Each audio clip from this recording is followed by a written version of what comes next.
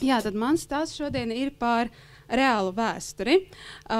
Vēsture vispār ir tāds vārds, kurš laikam uzreiz asociējas ar kaut ko seno, tādu pagājušo, varbūt mūsdienas tādu neaktuālo, dažiem varbūt garlaicīgo, bet šīs stāsts nekurā brīdī nebūs par pagātni, un šīs stāsts nekurā brīdī nebūs par kaut ko noslēgtu un pagājušo, jo es vēsturi saprotu kā procesu, kā attīstības procesu, un arī visu, ko es tālāk stāstīšu, nav noslēdzies. Tas ir ceļš uz kaut ko skaistāku, varbūt. Tā.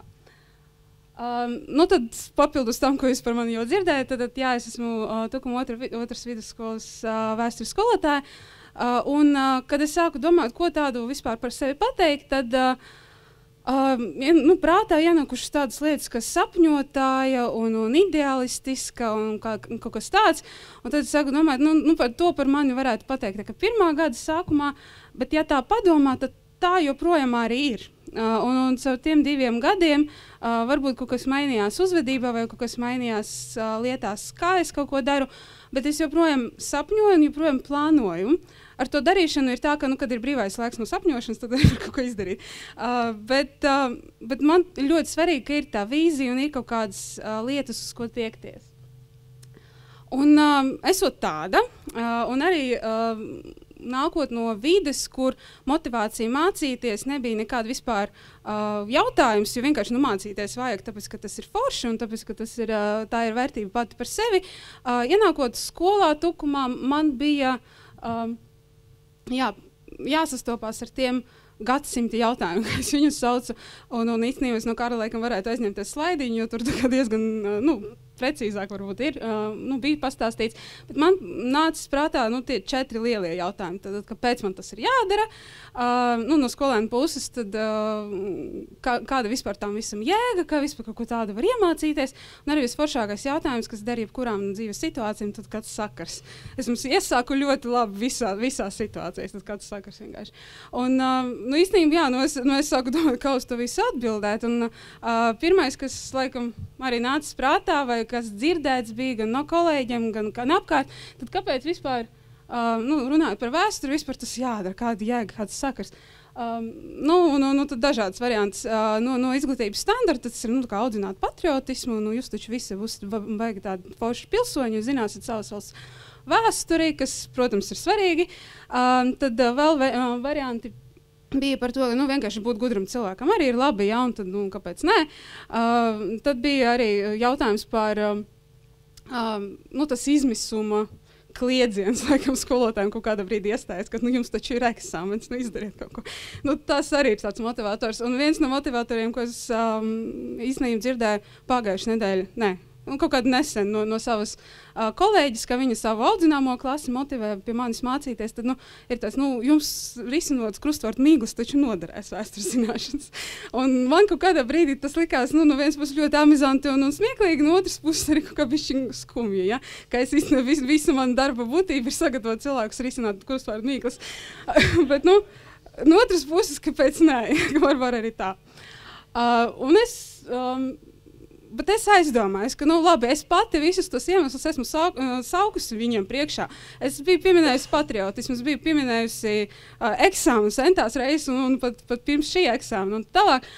Bet kad es vispār aizdomājos, kāpēc es visu to daru un kāpēc vispār vēsturi ir jāmāca un kāpēc es to mācu pirmām kārtām, tad es sapratu, ka vēsture nav nekas par to pagātni. Vēsture ir kaut kas, kas palīdz mums atbildēt uz šiem jautājumiem.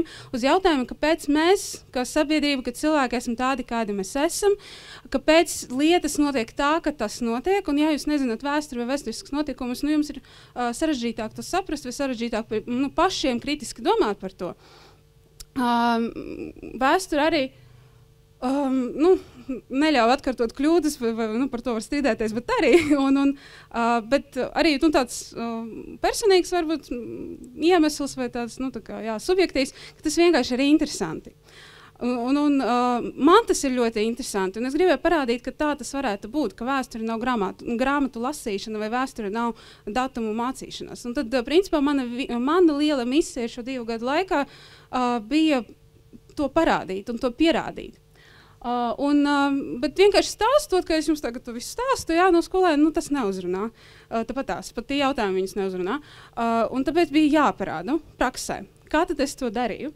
Nu, protams, daudz un dažādi, bet es saliku tādos 4 lielos blokos, tad kā tas process ir noticis. Tātad simulācijas spēles. Man tas simulācijas spēles bija ļoti mīļš un tāds tuvs jēdziens kopš darbošanas pirms skolas, darba skolā. Simulācijas spēle, ja mēs ļoti vienkāršot sakam, tad vienkārši kaut kāda situācijas izdzīvošana.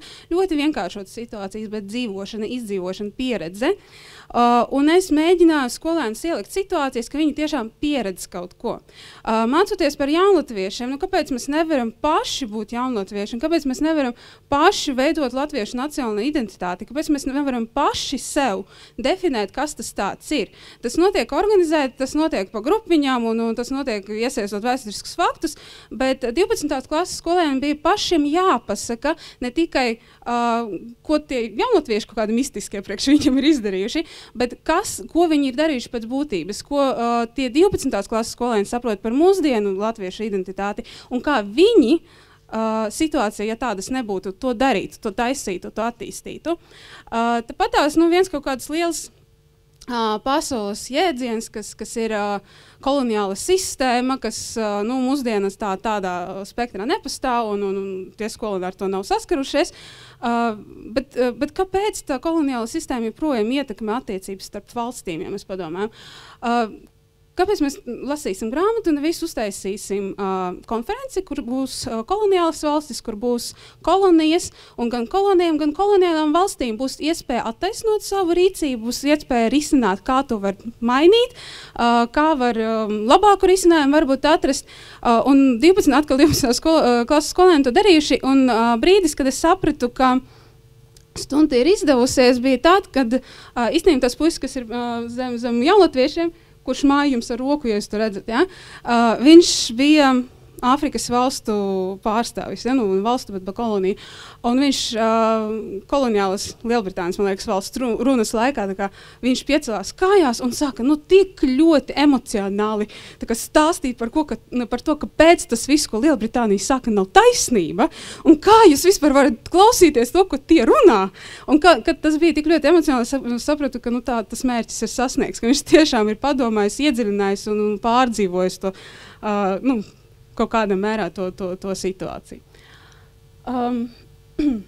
Jā, mēs ļoti daudz gājam ārā salīdzinoši, priekš vēstures stundām, un īpaši ar 6. klasēm, jo 6. klases bērni, viņam patīk kustēties, un ļoti grūti to ir izdarīt, kad tu esi kabinetā.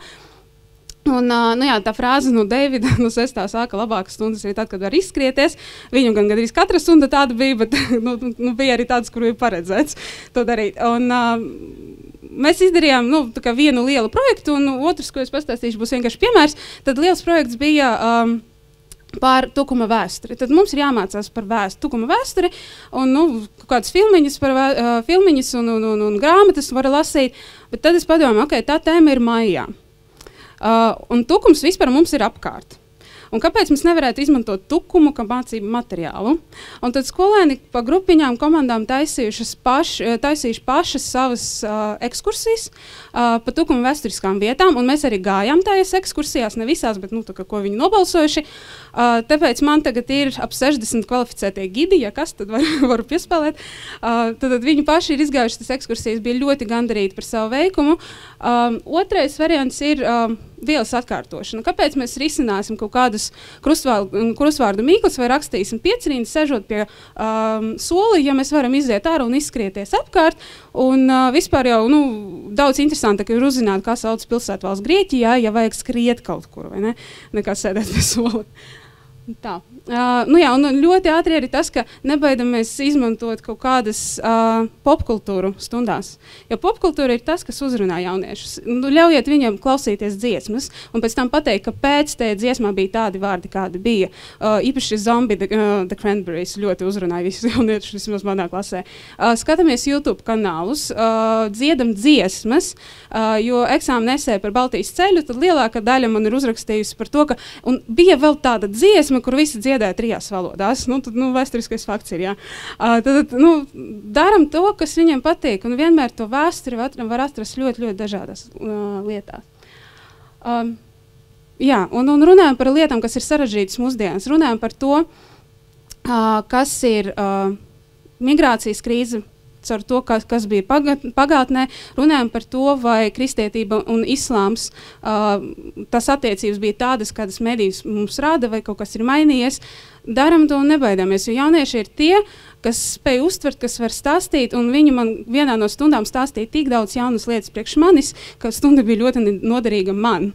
Ja, tad daram un nebaidāmies par to, ko teiks skolas vadība, vēl kaut kas par saturu un tā tālāk. Un, kad es sāku domāt, kā pierādīt to, ka man tas izdevās, es sāku skatīties Adūriju, tur aptaujas, ko sarakstīšu, un bija ļoti foršas arī tur. Bet šīs citāts ir no piekdienas, kad manai audzināmai klasē 9. bija izlaidums.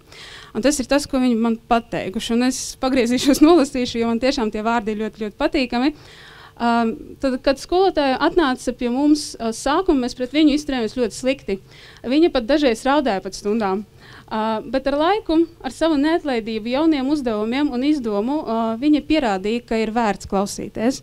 Un man bija ļoti liels prieks, ka viņi tiešām ir ieraudzījuši to, ko es esmu darījusi, un es esmu viņam kaut ko pierādījusi.